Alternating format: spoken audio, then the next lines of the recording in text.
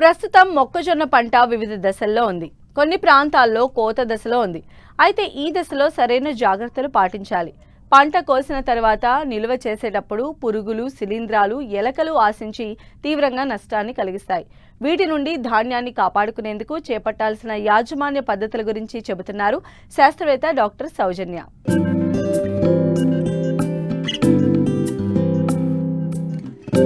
తెలుగు రాష్ట్రాల్లో మొక్కజొన్నను అధిక విస్తీర్ణంలో సాగు చేస్తుంటారు.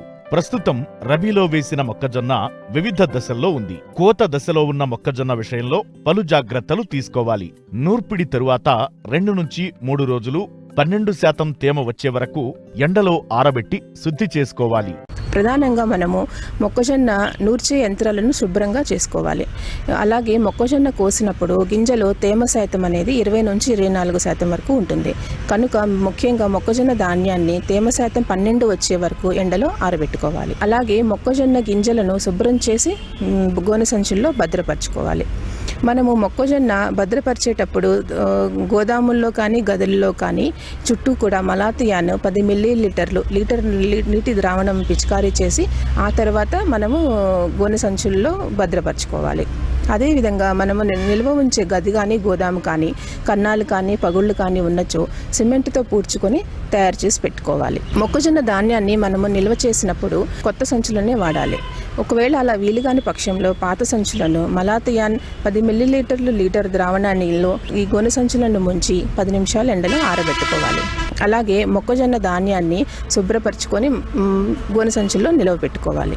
మొక్కజొన్న నిలువలు చేసేటప్పుడు సరైన యాజమాన్య పద్ధతులు పాటిస్తే నికర ఆదాయం పెరుగుతుంది. ముఖ్యంగా మొక్కజొన్నను కోసిన వెంటనే ఎండలో ఆరబెట్టాలి. తరువాత గోనె సంచులలో లేదా పాలిథీన్ సంచులలో భద్రపరిచి చల్లని తక్కువ తేమగల ప్రాంతాల్లో నిలువ చేయాలి. దీంతో పాటు నిల్వలో తేమగాని, ఎలుకలు, పురుగులు, శిలీంధ్రాలు ఆశించకుండా తగు జాగ్రత్తలు తీసుకోవాలి. మొక్కజొన్న ధాన్యాన్ని మనము నిల్వ చేసినప్పుడు ముఖ్యంగా పురుగులు, శిలీంధ్రాలు మరియు ఎలుకలు ఎక్కువగా ఆశించి నష్టాన్ని కలుగచేస్తాయి.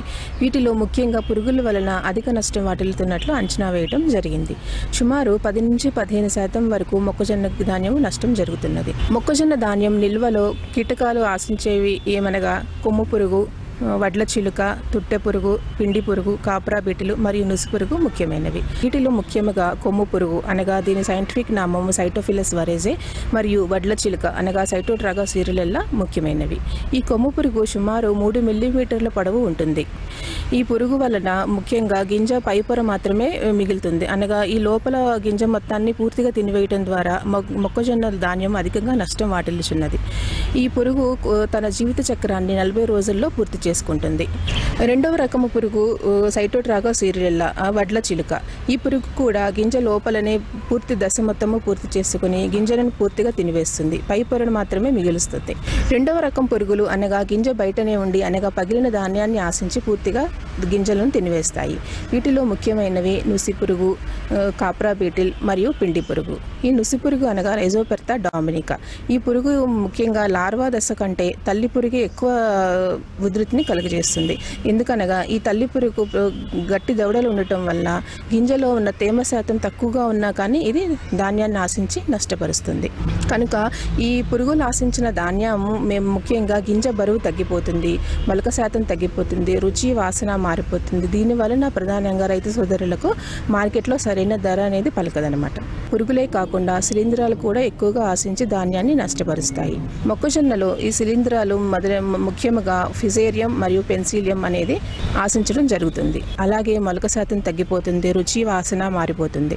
గోదాములను ఎత్తైన ప్రదేశాల్లో నిర్మించుకోవాలి. పీటలు నిర్మించుకొని పీటలపై ధాన్యం బస్తాలను పేర్చుకోవాలి. 2 వరుసలు ఉన్న బస్తాలను ఉపయోగించితే మంచిది. గృహ అవసరాలకు మొక్కజొన్నను ఉపయోగించేటప్పుడు యూకలిప్టస్ ఆకులు లేదా వేప ఆకులు, వసకొమ్ములు లేదా అడ్డసార ఆకులు లేదా నిర్గుండే ఆకులు కలిపి నిలువ ఉంచుకోవాలి. మీరు ధాన్యాన్ని గోనె సంచుల్లో భద్రపరిచేటప్పుడు డబుల్ లేయర్ బ్యాగ్స్ మీరు నిల్వ ఉంచుకున్నట్టయితే ధాన్యాన్ని కొంతవరకు కాపాడుకోవచ్చును. అలాగే మనము మొక్కజొన్న ధాన్యము గోదాముల్లో నిల్వ ఉంచేటప్పుడు అల్యూమినియం ఫాస్ఫేట్ బిళ్ళలు 1 టన్ను గింజలకు 3 గ్రాముల అల్యూమినియం ఫాస్ఫేట్ టాబ్లెట్స్ 3 చొప్పున ఉంచి టార్పాలిన్ షీట్ కప్పి 5 రోజులు వదిలిపెట్టినట్లయితే గింజలోని అన్ని దశల్లోని పురుగులను కూడా మనము నిర్మూలించుకోవచ్చును. అలాగే ఎలుక కన్నాలు ఉన్నచో అల్యూమినియం ఫాస్ఫేట్ టాబ్లెట్లు వేసి ఉంచినచో మనము వీటిని కొంతవరకు ఉధృతిని తగ్గించుకోవచ్చును.